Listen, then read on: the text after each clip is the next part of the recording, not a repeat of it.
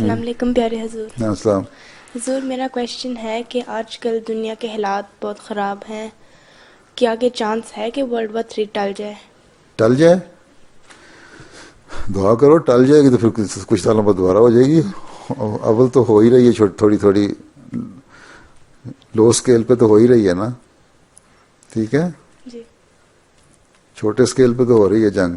World war جنگ ملک لڑ ہی رہے ہیں، ترکی، سیریا، کردش، امریکن، رشین، عراق ہیں. یہ جو ایسٹرن یورپ میں ہے ملک جہاں جہاز بھی گرا تھا رشیا کا، جہاں ملیشین ایئر لائن کا، یوکرائن ہیں.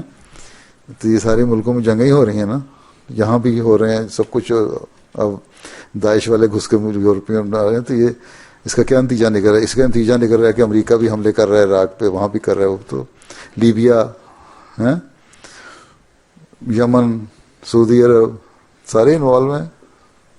ٹھیک ہے، تو چھوٹے پیمانے پہ تو جنگ ہو رہی ہے، اور بڑے پیمانے پہ بھی ہونے کے امکانات زیادہ ہیں. اس وجہ سے کرائسس جو آیا، بعض لکھنے والے کہتے ہیں کہ جو 1932 میں کرائسس آیا تھا، اکنامک کرائسس، اور پھر 39 میں آیا تھا، اس کے چند سال بعد 38 میں آیا تھا، اس کے چند سال بعد جنگ شروع ہو گئی تھی. تو 2016 میں وہی کرائسس دوبارہ آنے والا ہے. کوئی بعید نہیں کہ جنگ ہو جائے. ہاں دعاؤں سے ٹل سکتی ہے، لیکن کتنی دیر؟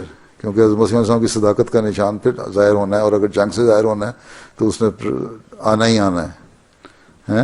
یہ خدائی وعدے ہیں، وہ ٹل نہیں سکتے. اس لیے اس نے فرمایا کہ ایشیا تو بھی محفوظ نہیں ہے، یورپ کے رہنے والا تم بھی محفوظ نہیں، امریکہ تم محفوظ نہیں، جزائر کے رہنے والے بھی محفوظ نہیں. اس لیے اللہ تعالیٰ کی جب چلنی ہے نا لاٹھی، تو پھر اڑاتے جانا ہر ایک کو.